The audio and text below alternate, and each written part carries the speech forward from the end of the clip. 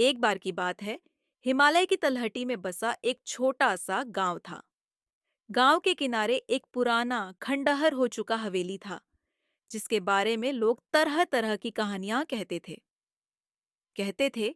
हर रात ठीक 12 बजे वहां से एक अजीब सी आवाज आती थी। गांव के लोग इतने डरे हुए थे कि शाम ढलते ही अपने अपने घरों में छुप जाते थे।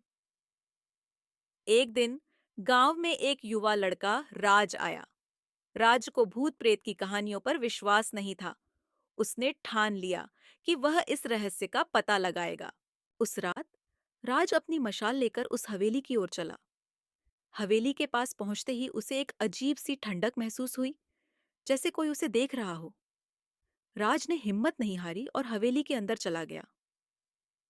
अंदर का माहौल बहुत ही भयानक था। हर कोने से अजीब सी आवाजें आ रही थीं। जैसे ही राज हवेली के सबसे बड़े कमरे में पहुंचा, उसने देखा कि कमरे के बीचों बीच एक पुराना लकड़ी का ताबूत रखा हुआ है।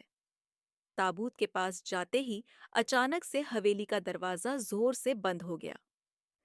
राज का दिल जोर जोर से धड़कने लगा, लेकिन उसने ताबूत को खोलने का फैसला किया।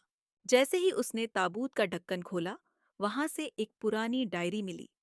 राज ने जल्दी से डायरी उठाई और पढ़ना शुरू किया। डायरी में लिखा था। जो इस डायरी को पढ़ रहा है, उसे एक सच बताना चाहता हूं। मैं इस हवेली का मालिक हूं और मेरे पास एक गुप्त खजाना है, जिसे मैंने यहां छुपाया है। परंतु खजाना पाने के लिए तुम्हें एक बहुत बड़ी कुर्बानी देनी होगी। राज ने डायरी को और आगे पढ़ा, लेकिन अचानक से कमरे की दीवारों पर खून के निशान उभरने लगे। एक खौफनाक हंसी कमरे में गूंज उठी। राज समझ गया कि अब वह फंस चुका है। वह भागने की कोशिश करता है, लेकिन दरवाजे पर कोई अदृश्य शक्ति उसे रोक लेती है। क्या राज उस खजाने का रहस्य सुलझा पाएगा, या उसे अपनी जान की कुर्बानी देनी पड़ेगी?